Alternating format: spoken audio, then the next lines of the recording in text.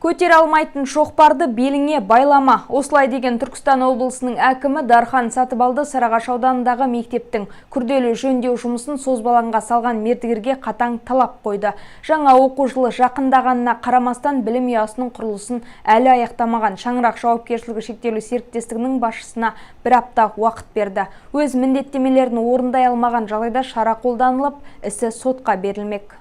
Сізге кеңес беремін. Сіз біздің облысқа бір объектке кіретін болсаңыз, өзім жеке айналысам. Келісіп па? Шөтінсін бәрін тексерткіземін. Бәрі бітті бірінші. Бұл жерде бұл мектеп. 1300 бала оқиды. Сіз түсініп алсаңыз, 1300 бала қайда оқытамыз?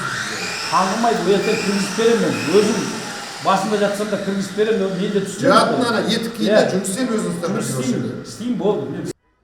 Құрылыс компаниясы күрделі жөндеуді осыдан бір жыл бұрын бастаған. Осыған дейін жұмысты жылдамдату туралы талай рет ескерту алған. Облыс әкімі жұмысшылардан жалақыларын сұрады. Егер дер кезінде алмаған болса, жауаптыларға жағдайды тексеруді тапсырды. Көктерек кентіндегі нөмірі 16 Панфилов мектебінің өткен жылдың қазан айында басталған күрделі жөндеу жұмыстары биыл тамыз айының соңында аяқталуы тиіс. Құрылыстың жалпы құны 247,3 миллион теңге. Түркістан облысында білім беру саласында 1000 мектеп бар. Биыл Түркістан облысының адами әлеуетті дамыту басқармасына қарасты 21 мекемеде күрделі жөндеу жұмыстары жүріп жатыр. Сарыағаш ауданында желтоқсан айына дейін 3 мектептің құрылысы аяқталады. Ауыл ел бесігі жобасы аясында былтыр 9 мектептің күрделі жөндеуден өтіп жатқаны мәлімденді. Облыста 5 жылда жаңа 100-ге жуық мектеп салынды. Мемлекет басшысының тапсырмасына сәйкес жайлы мектеп пилоттық жобасымен 3 жылда 63 мектеп салынады деп жоспарлануда. Жайлы мектеп ұлттық жобасы аясында облыс бойынша жалпы 63 мектептің құрылысы жоспарланса, оның